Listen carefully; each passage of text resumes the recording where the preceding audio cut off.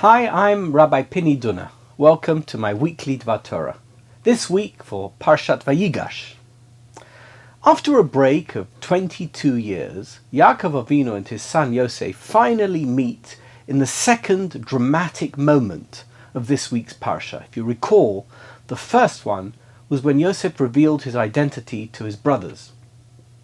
Yaakov and Yosef met, and when they met, Yosef cried and he wept as he hugged his beloved father.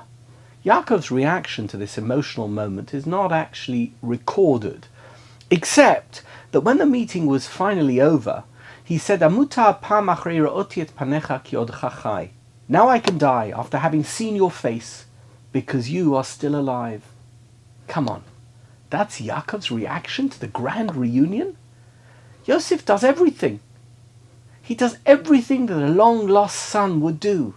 He goes to greet his father. He hugs him. He cries. He weeps. And what does Yaakov do? Our sages tell us that he said the Shema. And after that he said that he was ready to die. A bit strange, don't you think? It's a bit odd, right? I would have expected some fatherly hugs, a bit of catching up, a bit of schmoozing. But there was nothing. How are we to understand our patriarch Jacob?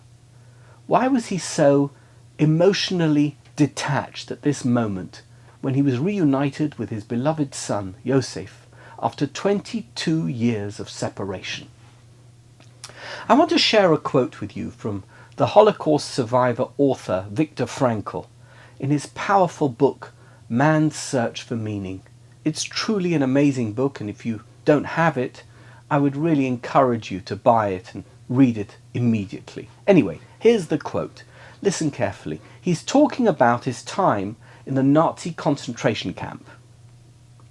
When we spoke about attempts to give a man in camp a mental courage, we said that he had to be shown something to look forward to in the future.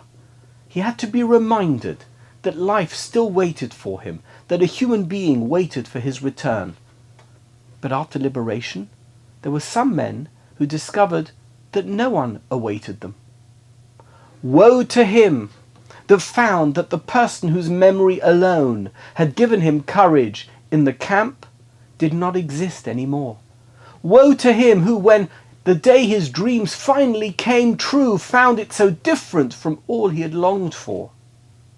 Perhaps he boarded a trolley, travelled out to the home which he had seen for years in his mind, and only in his mind, and pressed the bell just as he had longed to do in thousands of dreams, only to find that the person who should open the door was not there, and would never be there again.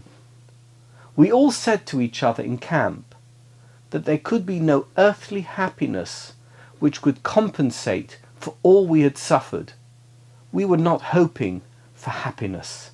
It was not that which gave us courage and gave meaning to our suffering, our sacrifices, and our dying.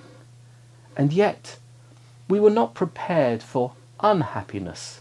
This disillusionment which awaited not a small number of prisoners was an experience which these men have found very hard to get over, and which for a psychiatrist is also very hard to help them overcome. But this must not be a discouragement to him. On the contrary, it should be a stimulus. For every one of the liberated prisoners, the day comes when, looking back on his camp experiences, he can no longer understand how he endured it all. As the day of his liberation eventually came, when everything seemed to him like a beautiful dream, so also the day comes when all his camp experiences seem to him nothing but a nightmare. The crowning experience of all, for the homecoming man, is the wonderful feeling that after all he has suffered, there is nothing he need fear anymore except his God. That's the end of the quote. Did you hear what he said? This man who experienced the worst things that can ever happen to any human being. He said that the end of a nightmare is not victory.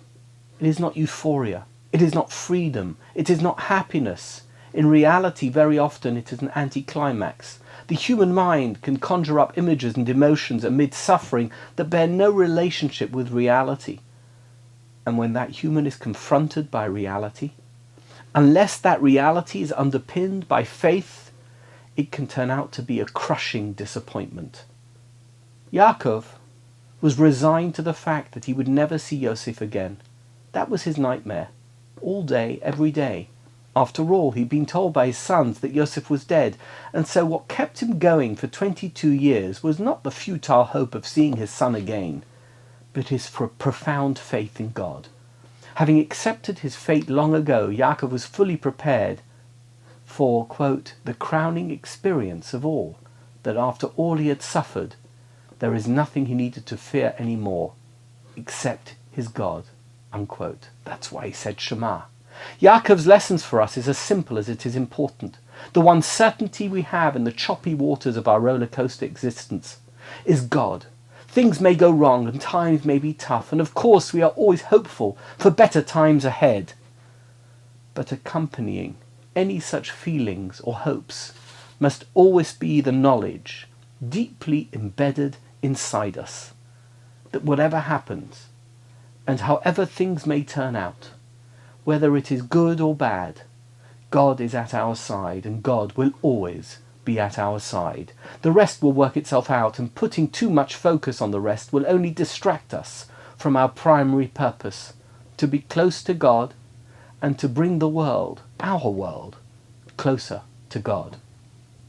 Wishing you Shabbat Shalom, and let us hope, with God's help and with God's constant presence, that good times lie ahead, much better times, for you and for me, for our community, and for the whole world. Good Shabbos, good Shabbos.